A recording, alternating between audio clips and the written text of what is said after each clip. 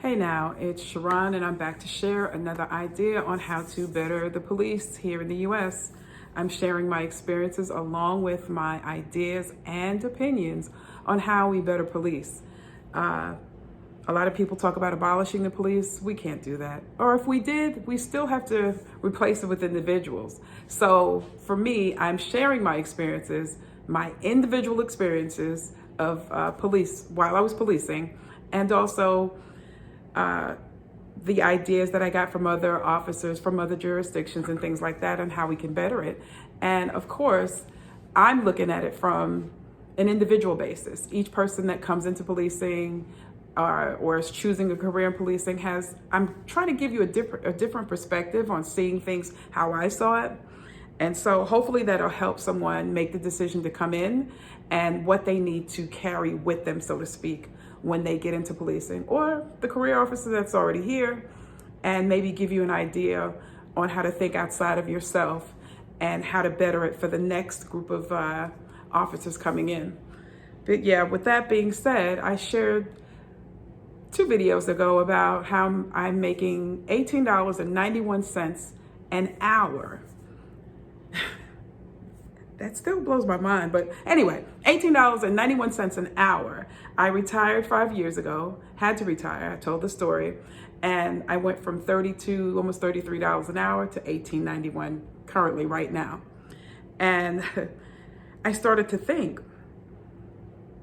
how is it that in policing, clearly everybody knows there's a problem in policing, but we're not willing to address it.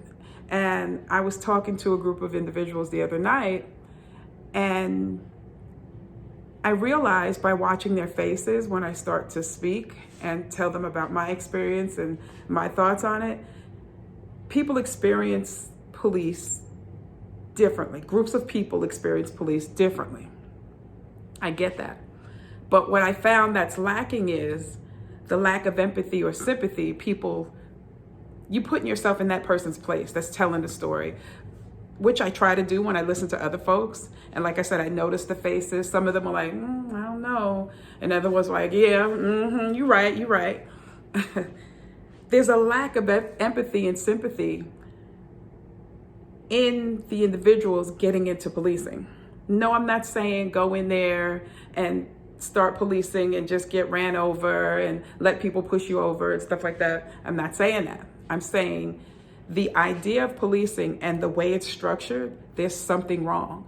Because I went from $18.91. I'm not in policing now, but it's just a joke. But I do work for $18.91 right now because of telling the truth as a police officer. Think about that. I got pushed out in a sense for telling the truth as a detective, really. Think about that. Something's wrong with that. Fast forward to 2025, and we're about to have a new president who was convicted in a court of law, about to be sentenced, and we're about to have a president that's a felon. Now think about this. You're only as just as the leadership you follow. So think about that. Policing here in the US, the commander-in-chief is a felon.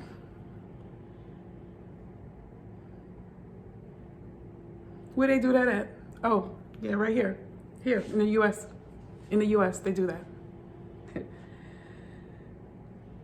Yeah. People talk about whistleblowers and you really never hear about what happens to the whistleblower. I share all of that in different videos in my book. But yeah, I was basically pushed out. I told you I checked out because I couldn't pass my weapons qual. But I wasn't offered another civilian position, maybe, nothing. I'm sure they just wanted me to go. And I left. But I got pushed out, or they attempted to push me out, because I told the truth. Let that sink in. Can you wrap your mind around that? I told the truth as an officer, got ostracized, retaliated against, Eventually, I just ended up retiring because I didn't want to be fired and lose my retirement. Here I am in 2025 working as a substitute teacher for a pre-primary private school, $18.91 an hour. And I'm grateful for that. I'm grateful. But yeah, that's something that happens to whistleblowers. But remember, you're only as just as the leadership you fall under. So where do we go from here in terms of the United States and policing? You kind of getting an idea by some of the things that are being said and what they're going to do. And no, I don't agree with indemnifying the police, and I don't agree with that, but that's neither here nor there right now. I'll talk about that in another video. But think about that. You're only as just as the leadership you follow. So are we following this leader into 2025? Just a question. Like, subscribe, comment. Yeah, I'm going to leave it right there for now. Take a look at our online store. The link is in the description. And as is our tradition, you don't necessarily have to go through a thing to learn from it. Talk to you later. Bye.